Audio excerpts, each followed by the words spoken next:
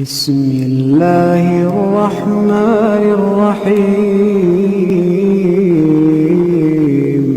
سبح اسم ربك الأعلى الذي خلق فسوى والذي قدر فهدى والذي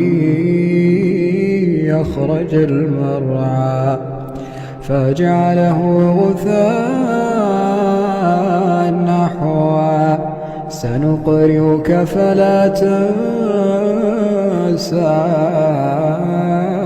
إلا ما شاء الله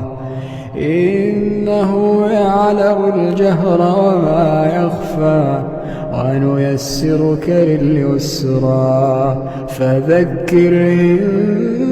نفعت الذكرى إن الأبرار لفي نعيم وإن الفجار لفي جحيم يصلونها يوم الدين وما هم عنها بغائبين وما أدراك ما يوم الدين وما أدراك ما يوم الدين